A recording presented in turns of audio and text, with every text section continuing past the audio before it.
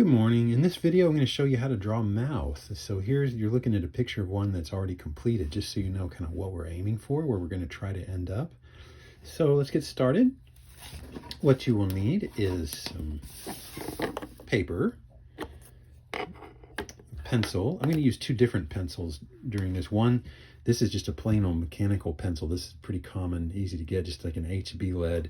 And this one, this is a pencil holder. It has a lead in it that's a little bit harder, and I like to use it for lines where maybe I don't want to use a lot of value yet, and then I use this one for where I want the deeper shadows.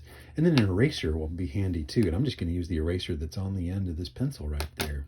So that's all you'll need to get started.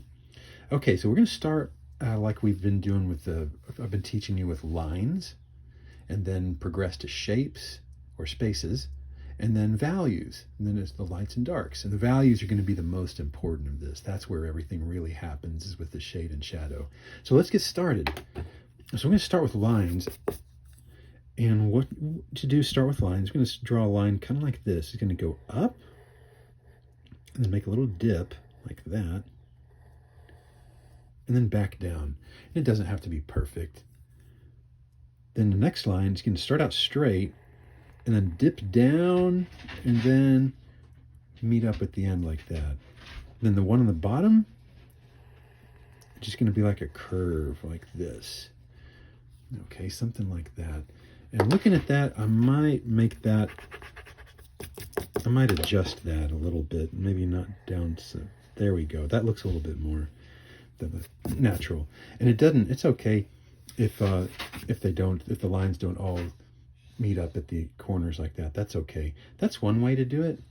Another way, some people find this easier. They like to use shapes, to where they start out by drawing like these teardrop shapes like this, like a teardrop shape here, and then one right below it, and then same on the other side. And then they'll go and draw on top of that like this, like that. So you kind of get there by different ways. You know, you can get to the same place just by different methods. So whichever way you like better, that's fine. Whichever one works better for you. All right, so now we got the lines, and you kind of check your proportions. Like look at the spaces, you know, check the length and the width of it. And if anything looks weird, you can just erase it and adjust it. And if it looks okay, then we're ready to start shading. So what I'm going to do, I'm going to shade this top lip. And before I start shading, let me explain kind of why I'm doing this. If you could see the side view of someone's mouth, you would see something kind of like this, where this would be the top lip, this is the bottom lip. And if light is coming from above, which it usually does, most of the time our light sources are above us. So those are light rays, right? And so what that tells us is that that's going to be in shadow right there. That's going to be really dark because it's not getting much light. That's where the light's going to be hitting, is right there. That's where our highlight is going to be. So keep that in mind. So we're going to shade the top lip much darker than the bottom one. So here we go. I'm just going to use some vertical hatching lines like this. And it's okay if they don't fit your outline exactly. Really, we want to get rid of the outline. The outline is just to help us set things up. And if we do our job right, the outline is going to kind of disappear. Or it's going to get swallowed up by all the value. And you can always go back and make adjustments. Okay, I'm going to use this pencil to make some darker. And I find it easier to turn the paper sideways to work on this.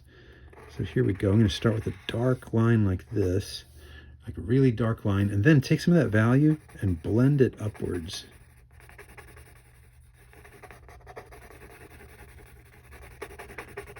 It's a really dark towards the middle.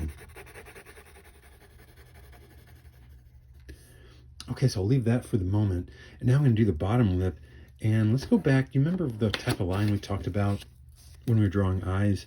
Instead of drawing a line that has a definite start and stop like that, we're going to do some lines that start out heavy but kind of drift off like this. You push down and you sort of lift your pencil away like that. And what that does, see how that makes kind of like pointed ends like that? That's what we're after. So starting in the middle, I'm going to do that.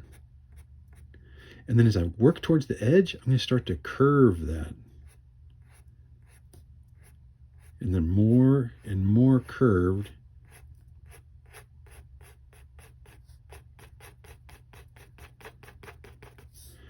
Okay, something like that. Now you notice I didn't do it all the way down right there. That's because I'm going to go from the bottom up, and we're going to leave some space in there. That's going to be our highlight. Okay, so up, and then start to curve it more as we go around. Okay, so curve it more and more. And then I'll start to go all the way up like that. So that's the idea. There's going to be a highlight in there. And if it's, I can always go back and erase it too. If I need to put more highlight in there, that's no problem at all. Okay, but the curving is going to make it look like the lips are rounded, which they are. And maybe every now and then I'll let one or two go all the way through, because that's going to suggest like the wrinkles. You know, you ever notice how your lips have wrinkles on them?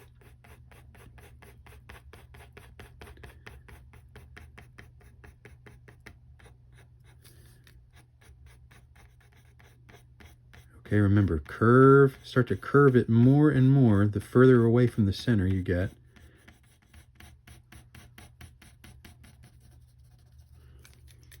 Okay, and I'm going to kind of reinforce that highlight. I'm going to erase in more.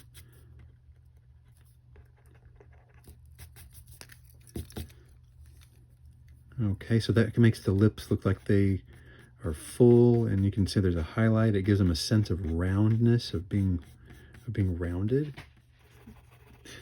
Okay, and from here, it's going to add some more value just in different places. You know, I'm going to shade on the bottom right here. You might find it's easier to turn your paper sideways to do this. I do. I find that a lot easier. Take some of that value just on the bottom.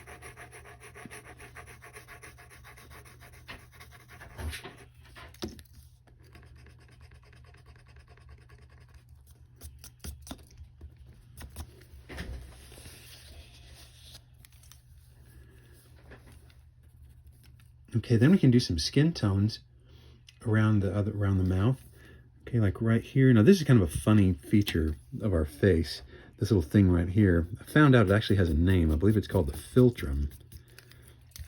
That little dip right there that's under your nose. So we can shade that. I might use my other pencil for this.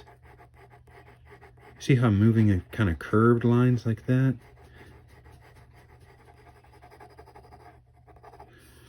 So I'm going to leave some highlights here and there, because those are going to be the high points. And then shade everywhere else.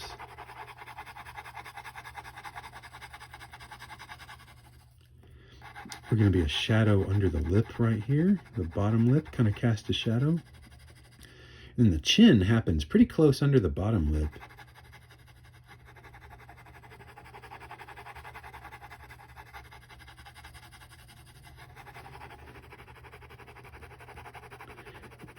And we'll shade the corners of the mouth.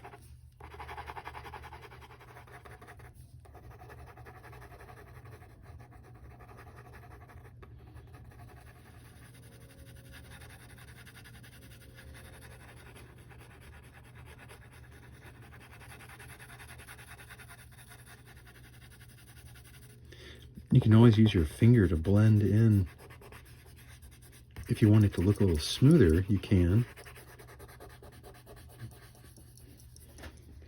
I've also found it kind of helps to have like a small white line sort of right around the border. Often the skin is a little bit lighter right there. So I'm going to put that in. And as usual, I kind of erase a little bit too much, so I'll just go back in and put some of the part where I erased it a little too far. So from here on out, it's really just shading, trying to get the value in the right places, making sure that the top lip is the darkest part of ours, especially right towards the bottom, right towards the center, the bottom of the top lip.